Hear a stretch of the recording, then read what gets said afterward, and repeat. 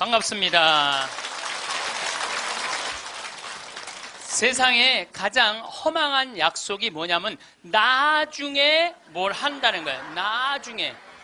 나중에. 제가 여러분들한테 강의 때 이렇게 말씀드렸어요. 여러분들, 여행은 가슴이 떨릴 때 가야지 다리가 떨릴 때 가면 안 됩니다. 기억나세요?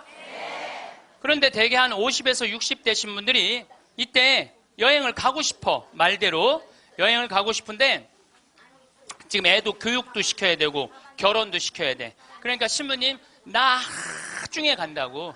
나중에는 없어요. 가려면 언제 가야 돼? 지금 가야 돼. 지금. 금 중에 제일 소중한 금이 황금도 아니고 소금도 아니고 지금이에요. 지금. 여러분들 중에 이런 분들이 있어요. 아, 오늘 정말로 갈비가 먹고 싶다. 내가 아들을 셋을 키워놨는데 큰아들이 사줄래나 둘째 아들이 사줄래나 막내 아들이 사줄래나 이렇게 생각하는 분은 바보 중에 상바보예요. 왜냐하면은 아니 아들이 무당이야? 막 일하다가 엄마가 지금 갈비 먹고 싶어 하네? 오늘 가서 사드려야 되겠다. 이런 자식 있어요? 없어요? 없어요. 지금 갈비 먹고 싶은 거 누구만 알아? 나만 알아. 그러니까 누가 사줘야 돼? 내가 사줘야 돼. 누구 돈으로? 내 돈으로. 네. 여러분들이 행복하시고 싶으면은 뭐를 벌어야 되냐면 거지 근성을 벌여야 돼. 거지 근성.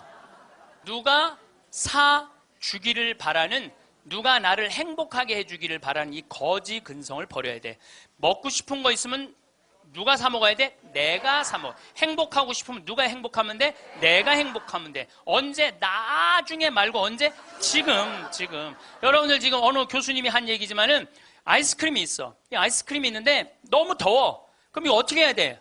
먹어야 돼. 언제 먹어야 돼? 지금 먹어야 돼. 이거 나중에 먹는다고 놔두면은 이거 녹아서 남아있어요? 안 남아있어요? 저한테 많은 암 환자들이 오죠. 많은 암 환자들이 와서 하소연할 때 이런 얘기를 해요. 신부님, 제가 정말로 이제 60부터 행복하려고 30살서부터 60살까지 돈만 모으고 아무데도 놀러 안 갔다는 거야. 근데 암이 걸려갖고 이제 아무데도 갈 수가 없다는 거야.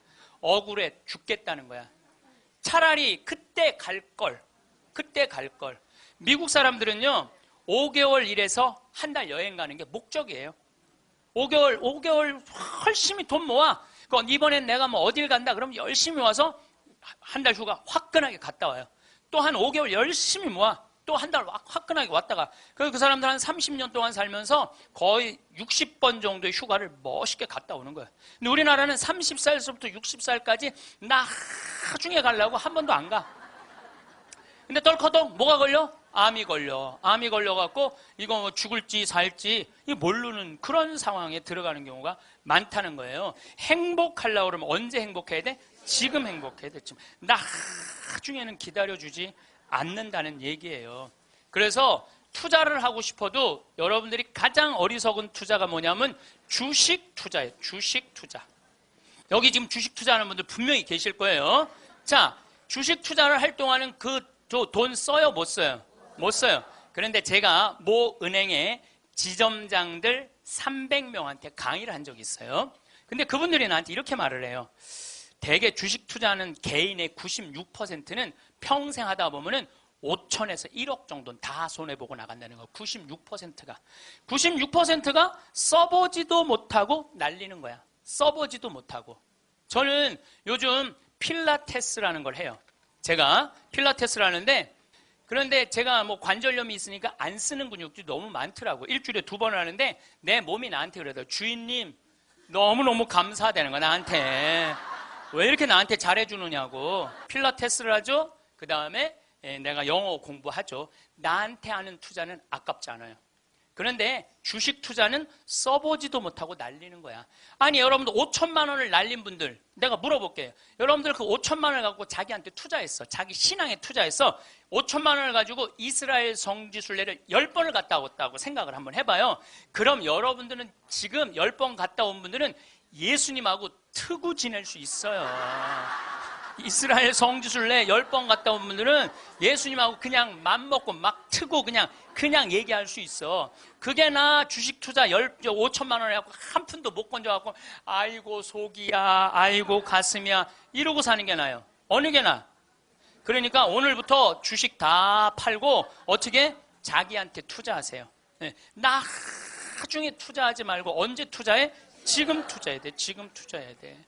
그러니까 우리는 어떻게 행복한지도 모르고 서로 무시하고 사는 게 기쁨이 뭔지도 모르고 살아. 어쨌든 우리 이 대한민국의 건국 이념은 돈이야. 돈이기 때문에 돈을 벌어야 되는데 땅덩어리가 넓어요? 캐나다는 우리나라보다 102배가 나라가 넓어요. 102배가 나라가 넓은데 이 나라는 나무만 팔아도 100년을 먹고 산다는 거예요. 나무만 팔아도. 사우디아라비아는 석유만 팔아도 국민소득이 7만 달러야. 아무것도 안 해도. 근데 우리나라는 아무것도 없어. 땅도 안 넓고 자원도 없고. 그러니까 우리는 돈을 벌으려면 어떻게 해야 돼? 오로지 믿을 건 뭐 하나밖에 없어? 머리밖에 없어. 그러니까 우리는 돈을 벌으려면 뭐를 해야 되냐면 공부를 해야 돼. 공부. 엄마들이 이렇게 얘기를 합니다. 너 공부해서 훌륭한 사람 돼야 돼. 너 공부해서 너의 재능을 개발해야 돼. 이렇게 말하는 엄마가 없어요. 이놈 새끼야 너 커서 무시 안 당하고 돈 많이 벌려면 공부 열심히 해. 그러니까 우리는 공부를 왜 하냐면 무시 안 당하고 돈 벌으려고 공부하는 거예요. 애가 노래를 너무 잘해.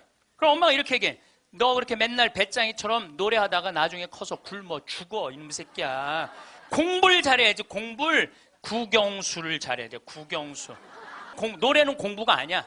애가 그림을 너무 잘 그려. 너 그렇게 맨날 그림 그리다가 너 그림쟁이들이 나중에 굶어 죽어 이놈의 새끼야. 너 공부를 잘해야지. 공부. 국영수를 잘해. 국영수. 애가 공을 너무 잘 차. 너 이렇게 밤새 돌아다니면서 공 차다. 너 커서 굶어 죽어 이놈의 새끼야. 빨리 들어와서 공부를 해. 그래갖고 뭐를 해야 되냐면 국영수를 해야 돼.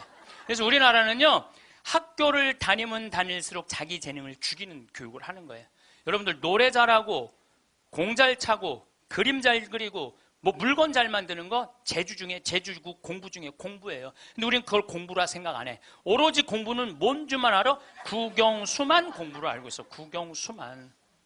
전인지 선수 알죠? 전인지 선수 골프 선수예요. 키가 175cm에 나보다 10cm가 더 커요. 나는 원래 167cm였는데 줄었어. 2cm가 줄었어. 나보다 어쨌든 10cm가 더 커요. 지금 현실적으로는. 그런데 이 전인지 선수가 US 오픈, 일본 오픈, 한국 오픈, 또 한국에서는 5승을 했어요. 그래갖고 21살짜리가 벌은 돈이 20억이 넘어요. 한 해만.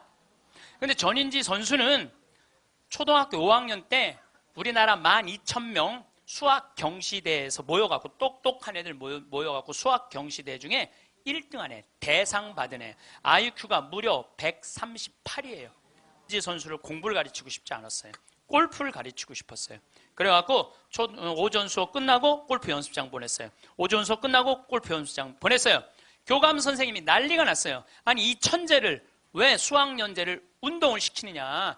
수학을 가르쳐야지. 그랬더니 조퇴를 계속 해주는 거야. 수업을 안 해주고 오전 수업하고 골프 연습장 가면 조퇴. 오전 수업 끝나고 골프 연습장 가면 조퇴. 수업을 안 쳐줬어요. 그러니까 이 아버지가 참 대단한 아버지야. 내가 보기엔 충청도 서산에 있는 초등학교 자기 딸을 제주도 광양초등학교로 전학을 시켜버려요. 골프 가르치고 싶다고. 그래갖고 전인지 선수는 이렇게 훌륭한 선수가 됐어요. 여러분들 전인지 선수가 지금 수학 영재로 매일 학원에 막 새벽 1시, 2시까지 공부하고 그리고 특목고 고등학교 들어가고 서울대 합격했다고 칩시다. 매일 공부한 전인지 선수가 어떨 것 같아요? 안경 이렇게 두꺼운 거 끼고 분명히 그랬을 거예요. 안경 두꺼운 거 끼고 허리는 약간 꾸부정해갖고 머리도 이상하게 해갖고 이러고 전인지 선수가 또 얼마나 예뻐요. 근데 그 미모도 다 없을 거야. 그냥 이러고 지금 서울대학 새벽 2, 3시까지 수학 문제 푸느냐고 그러고 앉아 있을 거예요. 그게 나요?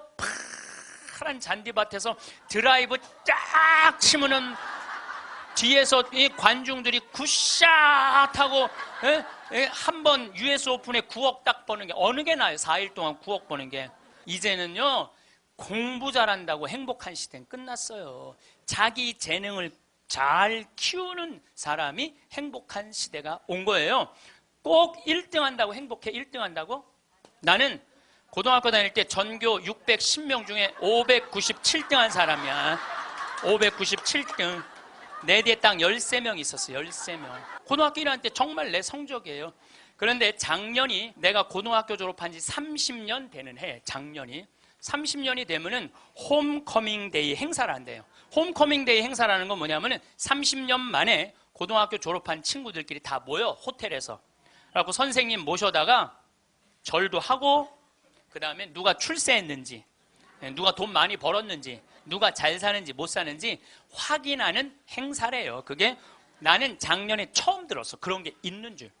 왜냐하면 난 고등학교 졸업하고 동창 모임을 단 한 번도 나간 적이 없어요. 왜냐하면 길이 다른데. 기숙사 생활 저기 막 7년 하고 신학교 10년 하고 신부됐는데 친구들을 만날 일이 하나도 없었어요. 근데 내가 졸업한 고등학교는 지금 현역 국회의원이 3명 있어요. 당 대표도 하나 있어요. 우리 학교 졸업생 중에. 현역 국회의원이 3명이나 있어요. 그래서 우리 시의 시장님도 우리 학교 5년 선배야. 나하고도 아주 친해. 나하고도 아주 친해. 그러니까 명문이죠, 명문. 근데 이제 뭐 음악회도 하고 그 호텔에 모여갖고 하는데 초청 강의 시간이 있대요. 근데 동창들이 모여서 회의를 했대. 우리 학교 졸업생 중에 가장 훌륭하게 된 사람이 누구냐? 그 사람을 데려다가 강의를 듣자. 근데 나래, 나 597등. 아니 1등을 데려다가 듣지 왜 597등을 데려다 들어? 그거는 우리 학교 출신 중에는 정부에서는 현재 차관까지 올라가 있는 친구가 있대요. 차관까지. 꽤 명문 학교죠. 훌륭하게 된 사람은 나보다 훨씬 많아요. 근데 우리 친구들이 훌륭하게 된 사람을 초청한 게 아니에요. 자기가 하고 싶은 것 사는 사람을 초청한 거. 왜냐하면 난 중고등학교 때 가장 하고 싶었던 게 신부님이에요. 너무너무 신부님이 되고 싶었어요. 그래서 597등 가지고는 신학교 원서도 못 내는 거. 원서도 어디다가 원서를 내. 그래서 오로지 신학교 가고 싶은 그 욕구에 공부 열심히 했어요. 그래서 고등학교 2학년 때는 전교 25등까지 올라왔어요. 전교 25등. 이것도 진짜고 이것도 진짜예요. 네. 근데 내가 나온 고등학교는 그때만 해도 서울대 연고들 1년에 100명씩 갔어요. 1년에 100명씩. 그렇게 성적이 좋았는데도 나는 서울대 연고대 관심도 없었어요. 오로지 어디만 관심이 있으면 신학교. 내 최고의 목표는 신학교예요. 신학교 합격을 했는데 온 세상을 다 얻은 것 같았어. 온 세상을. 그리고 신학교 7년 동안 정말 행복하게 지냈어요. 아니 먹여주지, 재워주지, 얼마나. 그리고 신경 하나도 안 쓰게 여자도 못 만나게 하지. 얼마나 좋아. 얼마나 행복해요. 그래서 서품을 받았는데 보좌 신부 3년을 했는데 16,000명 본당, 14,000명 본당, 5,000명 본당 보좌 신부를 했어요. 근데 우리 천주교 교우들 보좌 신부 바라보는 눈이 어떠냐면 하트야, 하트. 얼마나 보좌 신부를 사랑해요. 그 28, 29, 30살에 그렇게 사랑받을 수 있는 젊은이가 얼마나 됐어요. 만약에 내가 장가를 갔다 하면은 그때 맨날 마누라한테 두들겨 맞으면서 마누라가 그래서 나가 죽어! 그렇게 살 거면 맨날 그런 소리 들었을 거야. 그런데 사제가 되니까 그렇게 사랑을 받고 본당부 신부 10년 동안은 교우들이 나를 떠받들고 업고 다녔어요. 정말 나는 평택 비전동, 경기도 광주 오표 능평성당 두 본당의 교우들한테 정말 감사해요. 부족한 것이 참 많은 신부임에도 불구하고 정말로 전 세계에서 대한민국 교우들처럼 신부들한테 잘하는 교우가 어디 있어요. 10년도 행복하게 지냈죠. 그리고 이제 강원도 평창에 가서 산 지 12년이 되는데 정말 요즘 같은 경우는요, 아침에 마당에 딱 쓰면 물 한 개 펴요. 밤낮 기온차가 있을 때 물 한 개가, 여러분들 물 한 개 피는 거 어떤 거 모르죠? 쫙 피어올라요. 그냥 눈에 보여요. 그리고 단풍이 쫙 있지. 마당에 생태마을 마당에 딱 앉아서 강을 내려다보면 근심 걱정이 하나도, 걱정할 게 뭐 있어? 마누라가 있어, 자식이 있어. 근심 걱정이 하나도. 얼마나 행복해. 그러니까 친구들이, 동창들이 와서 나한테 와서 보는 거, 야, 너 정말로 행복해 보인다. 왜냐하면 하고 싶은 일을 하니까. 하고 싶은 일을 하니까 행복한 거예요. 1등이 행복한 게 아니에요, 여러분들. 정말 행복한 거는요, 꼴등도 행복한 나라가 행복한 거예요. 1등이 행복한 나라는 행복한 나라가 아니에요. 평창에 와서 살면요, 갑부예요. 우리 땅 좋은 거 하나에 15만이 한 평에. 그러면 한 300평 사봐야 한 4,500만 원, 5천만 원이에요. 그리고 집 기가 막히게 잘 지으면요, 한 1억 5천이면 정말 이 서울의 어떤 집보다 멋있게 질 수 있어. 그래봤자 2억이야, 2억. 그리고 7억이 현찰로 남으면요, 평창에서 10% 살 수 있어요. 근데 우리는요 1등에만 목을 매기 때문에 내려앉는 걸 할 줄 모르는 거예요. 내려앉는 걸 할 줄 모르는 거예요. 여기 있는 분들도 가만히 있어요. 난 망했어. 그리고 가만히 정신 차려보면 그래도 건질 게 많거든. 그런 거 정리해갖고 평창에 오면 다 되는 건데 여기서 살라고 그러니까 힘든 거예요. 여기서 살라고 그러니까. 그러니까 1등병을 고쳐야 돼요. 1등병을. 자기가 하고 싶은 거 하고 사는 게 제일 좋은 거예요. 우리 집에 조카가 하나 있는데 3년 전에 내가 잠비아를 데리고 갔다가 얘가 말라리아에 걸렸어요. 그래갖고 여러분 1년에 말라리아로 걸려 죽는 숫자가 얼마냐면 300만 명이에요. 300만 명. 예. 근데 처음에는 말라리아인지 모르고 독감인 줄 알고 계속 수원에 있는 병원에 있었어. 근데 보니까 이게 치료가 안 되는 거야. 점점 백혈구 수치가 올라가는 거야. 죽기 직전까지 올라간 거야. 너무너무 놀라갖고 내가 여기 서울 국립의료원에 입원을 시켜놓고 마침 서울대병원에 내가 강의를 나가니까 전화해갖고 최고로 좋은 감염내과 의사 찾아서 우리 조카 좀 내가 조카 하나 잡게 생긴 거 아니에요. 지금 아프리카 데리고 가서 조카 좀 살려. 그리고 내가 그날 내 평생에 그렇게 간절하게 기도한 적이 없어. 하느님 우리 조카만 살려주면 내가 열심히 살겠습니다. 딴 생각 안 하고 내가 열심히 기도했어요. 조카가 살아났어요. 기적같이 살아났어요. 정말 죽으려고 그러는 애가 살아났어요. 근데 얘가 그 말라리아 걸리기 전에는 화학과를 다녔어요. 근데 별로 행복해 보이지 않더라고. 애가 화학과를 다녔던 애가. 근데 말라리아 치료되고 난 다음에 학교를 때려쳤어요. 얘가 어렸을 때 성우를 하고 싶어 했어요. 그래서 뭐 바이올린도 배우고 피아노도 배우는 아이예요 원래는. 근데 화학과를 간 거야. 바이올린하고 피아노 배우는 애가, 성우하고 싶은 애가 화학과를 가니 얼마나 한심해요. 그랬더니 나한테 그러는 거야. 삼촌 내가 학교 때려쳤어. 그래서 왜? 그랬더니 내가 죽음 직전까지 가보니까 내가 좋아하는 걸 하다가 죽는 게 자기가 옳게 사는 거라는 생각이 들더래요. 그래서 얘가 공부를 해갖고 뮤지컬 학과를 들어갔어요. 뮤지컬 학과를 들어가고 아니 가자마자 장학금을 받고 다니는 거야. 화학과 다닐 땐 장학금 하나도 받지 못했던 애가 자기가 좋아하는 걸 하면은 되는 거예요. 뭐 청음은 만점이래요. 이번 축일 때 얘가 우리 생태마을에 와갖고 저 삼촌 때문에 내가 인생이 바뀌었다 그러면서 노래를 하는데요.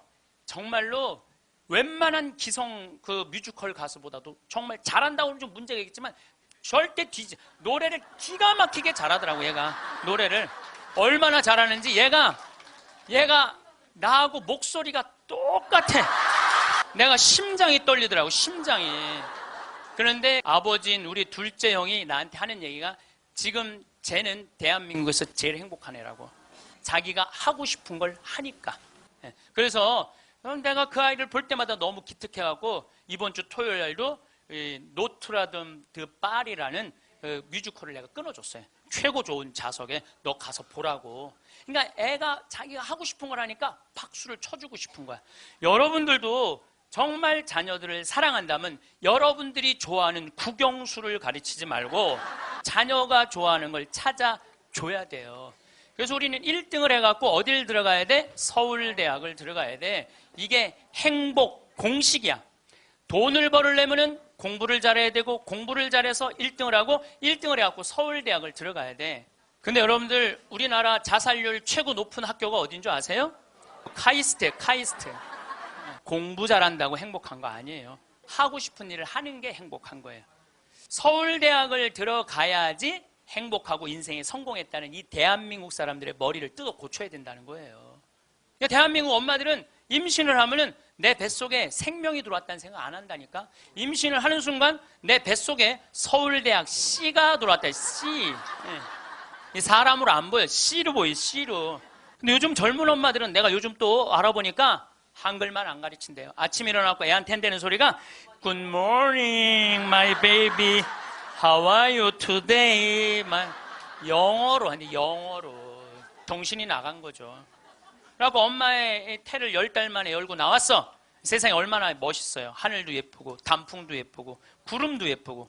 그래갖고 베란다 창문을 통해서 구경 좀 하려고 그랬더니 마음 급한 엄마가 너 지금 그거 볼 시간이 어디 있어. 1살짜리한테 한쪽 창문에 가나다라 마바 차타카타 붙여놓고 반대쪽 창문에는 A, B, C, D 붙여놓고 누워서 모빌이 돌아가는데 기억, 니은, 디귿, 리을이 돌아가는 거예요. 자, 저는 이 이야기를 20년째 하고 있어요. 왜냐하면은 내가 가정방문 다녀보면서 제일 꼴배기 싫은 게 애방에 글자, 숫자, 영어 더덕더덕 붙여놓는 거예요. 그게 애를 위한 일이 아니거든요. 애를 정신을 혼란하게 만드는 거예요. 발도르프 교육이라고 있어요. 독일에서 1차 세계대전 끝나고 난 다음에 담배 공장에서 처음으로 한 교육이에요. 근데 이게 가장 인간한테 인권을 존중해주는 교육이래요. 이 발도르프 교육은 유치원 때부터 대학 졸업할 때까지 등수가 없어요. 등수가. 누가 1등인지 누가 꼴등인지 몰라. 그리고 이 발도르프 교육에서는 사람을 어떻게 등수로 먹이느냐 이거예요. 사람 어떻게 등수로 평가하느냐 이거예요. 등수가 없어요. 그리고 지금 노르웨이, 핀란드, 덴마크, 네덜란드 다 등수 없어요. 우리나라처럼 1등급부터 15등급, 20등급 나눠놓는 나라가 없다니까요. 참 불행한 거예요. 이건 교육이 아니에요. 교육이. 근데 이 발도르프 교육에서 가장 하지 말아야 되는 거 머리맡에 모빌 달아놓지 말라는 거예요. 애기한테 모빌 달아놓으면 절대 안 된다는 거예요. 생각을 해봐요. 하루 종일 가나다라 갖고 놀고 ABCD 갖고 놀고 1, 2, 3, 4 갖고 놀아서 너무 피곤해. 그래서 잤어 밤에. 자고 한 8시간 잤어. 오늘 하루를 개운하게 시작해볼까? 눈을 딱 떴는데 기역, 니은, 디귿, 리을이 돌아가. 이게 애들한테 보통 스트레스가 아니라는 거예요. 그런 애들이 커서 다 치약 한 통을 다 짜서 동료 병사들을 먹이는 거예요. 그런 애들이. 그러니까 우리나라 애들은요, 어렸을 때부터 너무 스트레스를 받아갖고 중학교 2학년만 되면 폭발하는 거예요. 그래서 중2병이 나오는 거예요. 부모가 너무너무 괴롭혀갖고. 작년에 부산에서 한 초등학교가 선생님이 2학년인데 22명이 한 반인데 다음 중간고사 볼 때 만점 받는 애부터 밥 먹인다고. 그래서 국어, 수학을 중간고사에 봤대요. 근데 4명이 22명 중에 4명이 만점을 받았대.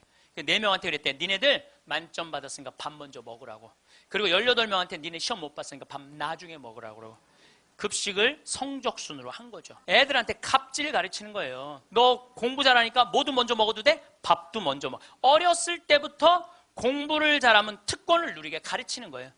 그래서 갑질이 나오는 거예요. 그래서 어렸을 때 공부 잘하면 밥도 먼저 먹어도 돼. 그러니까 얘네들은 항상 먼저 먹었어. 뭐든지. 그러니까 나중에 무슨 판사, 검사, 국회의원, 장관 돼도 항상 먼저 먹어도 돼.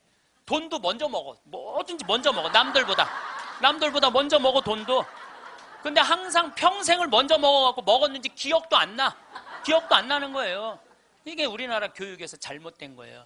만약에 선생님이 이렇게 교육했다면 얼마나 좋을까요?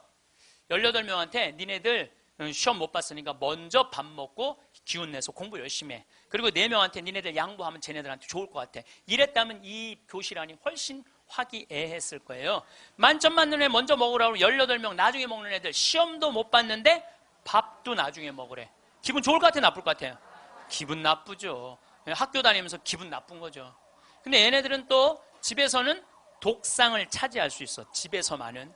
그래갖고 집에서 엄마한테 성적 주고 행복하게 밥을 먼저 먹었어. 집에서는. 근데 문제는 엄마예요. 행복하게 밥 먹는 애 한번 쳐다보고 성적표 한번 쳐다보고 행복하게 밥 먹는 애 한번 쳐다보고 성적표 쳐다보다가 해서는 안 될 말을 해요. 야 이놈의 새끼야, 이 성적 받고 밥이 목구멍으로 넘어가냐. 그럼 얘는 할 수 있는 건 딱 하나밖에 없어요. 탈선밖에 할 수 있는 게 없어요. 탈선. 제가 몇 년 전에 우리나라 최고 좋은 특목고등학교 합격한 여학생이 저를 찾아왔어요. 우울증에 걸려갖고. 얘는 우울증에 걸리니까 머리를 안 깎았어요. 허리까지 머리가 나왔어. 근데 얘는 나하고 1시간 동안 면담하는 동안 단 한순간도 고개를 들지 않았어요. 그러니까 팍 고개를 숙이니까 그 긴 머리가 나는 걔 얼굴을 1시간 동안 못 봤어요. 까만 머리만 봤어. 까만 머리만. 근데 얘가 하는 말이 이런 말이에요. 자기는 초등학교 4학년 때까지 너무 행복했대요. 공부도 잘하고 시골에서. 근데 선생님이 엄마를 부르더니 얘는 여기다 놓기 너무 아까운 애라고. 공부를 너무너무 잘하니까 평촌으로 보내라고, 학원만은. 그래서 평촌으로 엄마가 전학을 보냈대요. 근데 여러분들 이거 생각해야 돼요. 아이는 전학을 한번 가면은 엄마 뱃속에서 새로 태어난 것 같이 새로운 환경에 놓인대요. 친구 새로 만나야지, 선생님 새로 만나야지, 가는 길 다르지. 그만큼 힘든 거야, 전학을 한번 가면은. 근데 가자마자 전교 1등을 했대요. 그러니까 바로 왕따를 당했대요. 그냥 사는 게 너무너무 학교 다니는 게 지겨웠대요. 근데 오로지 공부 잘하니까. 거기서 너무너무 공부를 잘하니까 선생님이 엄마를 부르더니 얘는 평촌에 놓기 너무 아깝다고 일산으로 보내라고. 일산으로 갔대요. 중학교 올라가고 일산에서도 공부를 너무 잘한 거야. 그랬더니 선생님이 엄마를 부르더니 얘는 여기다 놓기 너무 아깝다고 강남으로 보내라고. 강남으로 간 거예요. 그래서 우리나라 최고 좋은 특목고등학교 합격을 했어요. 이 아이가. 합격을 했는데 우리는 특목고등학교 3월 달에 들어가는 게 아니고 우리 일반 고등학교는 3월에 가잖아요. 특목고등학교 1월 달에 기숙사에 들어간대요. 그래서 1월, 2월 2달 만에 고등학교 2학년 과정을 다 마친대요. 워낙 똑똑한 애들이니까. 그러니까 걔네들이 다 예일대, 하버드대, 서울대 2학년 때 다 가는 거예요. 3학년 때까지 안 가. 2학년 때 다 가는 거야. 선행학습 하니까. 근데 첫날 공부를 하고 저녁에 양치를 하려고 그랬는데 치약을 안 갖고 왔더래. 그래갖고 한 방이 6명이 있었는데 5명한테 치약을 빌려달라고 그랬더니 치약을 빌려주는 애가 한 명도 없더래요. 안 빌려주더래. 왜 안 빌려줘요? 만약에 내가 치약을 빌려줘갖고 얘가 양치를 잘해갖고 다음날 건강하게 일어나고 공부를 열심히 하면 되겠어요? 안 되겠어요? 내 경쟁자가. 얘네들은 경쟁자로 보이는 거예요. 친구로 동료로 안 보이는 거예요. 그래갖고 뭐를 해야 돼? 1등을 해야 돼. 그래갖고 뭘 해야 돼? 출세를 해야 돼. 협동, 이해, 양보, 배려 이런 거 안 배워요. 이런 거 안 배워요. 경쟁, 1등, 출세, 돈 이걸 배우는 거예요. 얘가 생각을 해보니까 그때 우울증이 온 거예요. 이게 뭐냐. 근데 걔가 나한테 정말로 울부짖으면서 한 얘기가 있어요. 신부님, 나는 내 인생을 돌아봐서 16년 동안 즐거웠던 추억이 하나도 없어요. 공부한 거 외에는 생각나는 게 하나도 없다는 거예요. 토요일 날 일요일 학원만 다녔지 어디 놀러 가봤던 적도 없다는 거예요.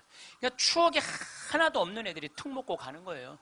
그리고 그중에 진짜 4당 오락 4시간 자면은 합격, 5시간 자면은 떨어져. 그러니까 4시간밖에 안 자고 공부만 하는 애들이 서울대학 가는 거예요. 그중에 정말 도서관에서 머리통이 터져라 공부하는 애들이 사법고시, 행정고시 보는 거예요. 그리고 그중에 진짜 똑똑하고 출세 욕구 있는 애들이 국회의원이 돼갖고 지금 대한민국을 통치하고 있는 거예요. 대한민국 모든 사람들이 만들어낸 거예요. 대한민국 국회는 대한민국 교육의 결정체예요. 만약에 대한민국 교육이 협동하고 이해하고 양보하고 배려하는 걸로 가르쳤다면 우리나라 국회의원들 항상 서로 여야가 합의 보고 협동하고 양보하고 그렇게 나갔을 거야. 근데 초등학교 때부터 그렇게 배운 적이 없어. 경쟁하고 1등하고 출세하고 자기 잘난 것만 배웠어. 핀란드 유치원하고 우리나라 유치원하고 자전거를 한 대 갖다 놓고 어린이집 놀이터에 이 자전거를 갖고 정말로 얘네들이 잘 노나 실험을 했어요. 근데 핀란드에는 20명이 있는데 한 명이 막 타고 노는데 다른 애가 아무도 안 건드려. 그래서 얘는 또 타고 놀더니 제자리에 갖다 놔. 다음 애가 또 타고 놀아. 그 다음 애가 또 타고 놀아. 그래갖고 20명이 1시간 내에 다 타고 놀았대요.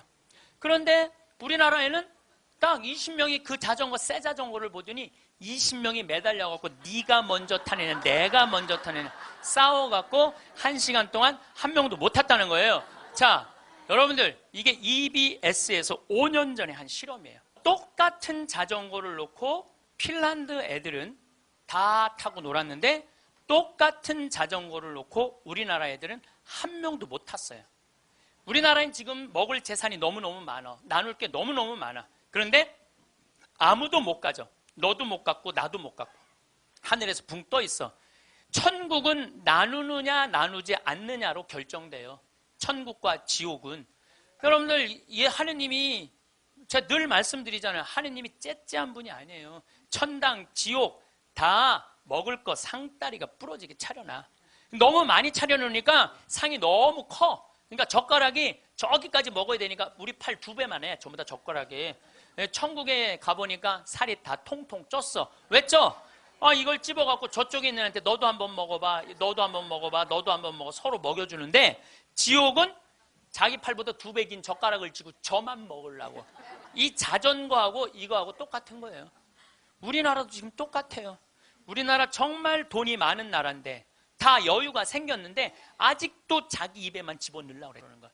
그러니까 협동, 이해, 양보, 배려가요. 미래 세계는 성공할 수 있는 길이에요. 경쟁, 1등, 출세가 성공의 길이 아니에요. 빌 게이츠가 며칠 전에 얘기했잖아요. 미래 세계는 나누는 나라가 경쟁이 있는 나라라고. 제가 1년에 도로를 9만 킬로를 다녀요. 내 차로 9만 킬로.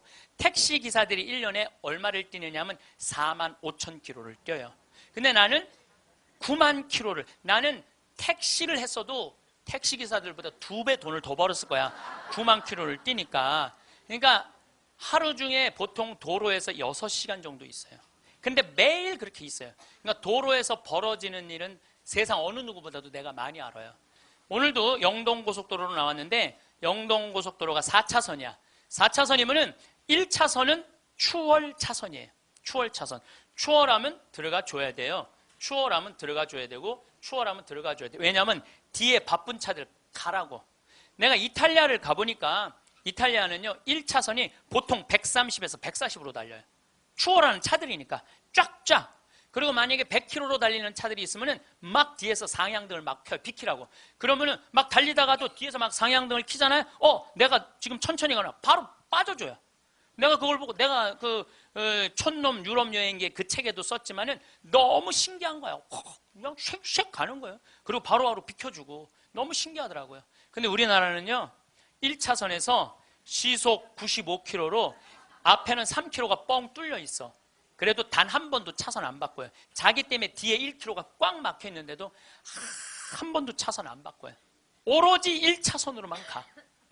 왜 그런 줄 알아? 우리는 1등에 한이 맺혀갖고 도로도 1차선으로 1등에 한이 맺혀 도로도 1차선으로 가야 돼 우리는. 4차선으로 가면은 내가 꼴등하는 기분이 들어요. 4차선. 그래서 여러분들 한번 보세요. 우리나라 이제 4차선 도로를 가보시면은요 4차선이 텅텅 비일 때가 대부분이에요. 1차선은 꽉 차도. 죽으나 사나 1차선이야. 그러니까 너무 열받으니까 쫓아가갖고 이 야구 방망이로 앞에 앞유리를 깨고 3단봉으로 내리치고 비비총으로 쏘고 서로 양보를 못하는 거예요. 자존심이 상하는 거예요. 아니 자기가 좀 늦으면 2차선으로 가든 3차선으로 가든 4차선으로 가는데 우리는 이게 안 되는 거예요. 그리고 방향 지시등을 켜주는 건 예의야. 뒷사람에 대한 예의야. 그런데 10대 중에 방향 지시등을 켜주는 차들은 3대 내지 4대밖에 안 돼요. 그냥 들어가고 싶으면 들어가고 나가고 싶으면 나가고 자기 하고 싶은 대로 하는 거예요. 서로에 대한 예의가 안 갖춰져 있으니까 매일매일 폭력적인 일이 벌어지는 거예요. 가장 기본적인 걸 안 가르치는 거죠. 가장. 근데 지난번에는 뭐 서울에서 강의가 있어갖고 나오는데 2000쯤 나왔는데 뒤에 앰뷸런스가 내가 봐도 무지하게 급한 것 같아. 달려오는 게 막 상향등에 비상 깜빡이에 뭐 삐우삐우에 정신이 하나도 없는 거예요. 그런데 내가 딱 자리를 비켜줬는데 앞에 10대 중에 내가 쉬어봤어요. 몇 대가 비키나? 딱 3대 비키는 거야. 나머지 7대는 그냥 가는 거야. 그러니까 너무너무 급하니까 지가 막 2차선, 3차선으로 막 가더라고요. 그 앰뷸런스가. 그만큼 남에 대한 배려가 없는 거예요. 미국이나 캐나다는요, 앰뷸런스나 경찰차가 소방관차가 딱 하잖아요. 모든 차는 양쪽 쫙 갈라져요. 그리고 아예 서버려. 그 차 가라고. 그게 기본적인 배려예요, 배려. 근데 우리는 왜 안 비키냐 그랬더니 그런 심리가 있대요. 저 안에 아무도 없을 거야. 지가 바빠서 저거 키고 가는 걸 거야. 이런 심리가 있대요. 얼마나 우리가 지금 기본이 안 돼 있는 게 지금 우리의 문화 안에 있는지 몰라요. 지난 1월 달에 제가 괌에 강의를 갔어요. 괌에 강의를 갔는데 저녁에 나하고 같이 간 신부님이 시내 구경 나가자고 그래서 나갔어요. 근데 건널목을 건너려고 그랬는데 2걸음을 걷는데 빨간불이 딱 켜졌어. 어떻게 뒤로 딱 물러났죠. 뒤로 물러났더니 그 앞에 있는 차가 나보고 웃으면서 가라는 거예요. 네가 가던 길이니까 가라는 거야. 뒷차들이 쫙 서 있는데 나는 빨간불이고 자기는 파란불인데 나보고 가라는 거야. 항상 선진국에 가보면은요 누가 우선이냐면 사람이 우선이에요. 사람이 건너겠다면 차는 자기가 파란불이라도 서요. 그리고 신호 없는 데는 당연히 자기가 알아서 서요. 내가 또 보고 배운 게 많으니까 난 기사가 있으니까 보통 70 먹은 아줌마가 길을 건너려고 그러면 뒤로 돌아다 보잖아. 2차선에서 2개 차선 여기 막 이면도로 주택가에. 그럼 내가 그래요. 저분 길 건너려고 그런다. 서라. 1년 동안 그냥 가는 거예요. 핸대는 소리가 차 조심해야지 왜 내가 조심하느냐고. 그러니까 사람이 차 조심을 해야 돼. 차가 사람을 조심해야 되는데 우리는 사람이 차를 조심해야 돼. 하도 내가 잔소리하니까 요즘 서요. 딱 우리가 서갖고 웃으면서 가라고. 그럼 70 먹은 아줌마가 느닷없이 우리가 쓰잖아요. 웃으면서 가라고 그러잖아요. 그럼 70 먹은 아줌마가 우리 차를 보고 표정이 이런 표정이야. 진짜 가도 돼? 이런 표정이야. 진짜 가도 돼? 이런 표정. 그래서 우리가 웃으면서 진짜 가도 돼요. 예. 그럼 그때서 웃으면서 건너가요. 그러니까 자기를 위해서 차가 서준다는 건 상상을 못하는 거죠. 자기를 위해서 차가 서준다는 거는. 제가 지난번에 원주 국토관리청에서 강의가 있었어요. 가깝잖아요. 내가 운전하고 나갔어요. 운전하고 나갔는데 치악체육관에서 강의 끝나고 돌아오는데 치악체육관에서 가는데 도로 한가운데 젊은이가 라켓 2개를 뒤에다가 메고 가운데 갇힌 거야. 걔네들이 갇혀있는데 차들이 싱싱 달리더라고. 건널목 한가운데 갇혀있는데. 그래서 내가 차를 딱 세웠어요. 내가 쓰니까 뒷차들도 다 섰죠. 한 개 차선이니까 다 서갖고 내가 쓰면서 웃으면서 건너가라고. 그랬더니 젊은이 둘이서 날 보고 하는 표정이 진짜 가도 돼? 이런 표정이에요. 진짜 가도 돼? 그래서 내가 진짜 가도 돼. 그랬더니 얘네들이 이 산더미만한 애들이 딱 건너가다가 갑자기 내 차로 몸을 돌리더니 90도 인사를 하고 가는 거예요. 걔네들 기분 좋게 건너가고 나 기분 좋은데 걸리는 시간이 3초밖에 안 걸렸어요. 3초. 근데 우리는 그 3초를 내놓지 못하는 거예요. 사람을 무시하는 거죠. 사람을 존중해 주는 게 아니라 사람을 무시하는 거예요. 제가 영어학원 다닌다고 이제 영어학원을 다니는데 이제 지하에다 주차를 해놓고 올라와요. 주차 1층에서 이제 내려야 돼요, 저는. 근데 이제 3층, 4층에 중학교 애들 영어 이제 학원이 있어요. 그 딱 내리면은 1층에서 내리려면 애들이 한 20명 서 있어, 바깥에. 엘리베이터 안에 사람이 꽉 차 있어. 근데 내리는데도 걔네들 밀고 들어와요. 학원은 다녀서 뭐해? 가장 기본적인 게 아무리 국영수를 잘하면 뭐해? 가장 기본적인 질서를 안 지키는데 지금 여러분들 자녀들한테 백날 공부 가르쳐 봐요. 남을 양보하고 배려하고 남에 대한 어떤 협동이라든지 이런 게 안 가르쳐주면 안 지켜주면 공부해나 마나예요. 지금 대한민국은요 밑빠진 독에 물 붓고 앉아 있는 거예요. 이건 교육이 아니에요. 진정한 교육은 뭐냐면 사람을 존중해 주는 거예요. 자유를 존중해 주는 거예요. 선택권을 주는 거예요. 국정교과서로서 선택권을 뺏는 게 아니고 그게 교육이고 그게 자유고 그게 민주주의예요. 그게 예수님이 원하는 거예요. 어느 누구도 무시하지 말라는 거. 이게 예수님이 원하는 거예요.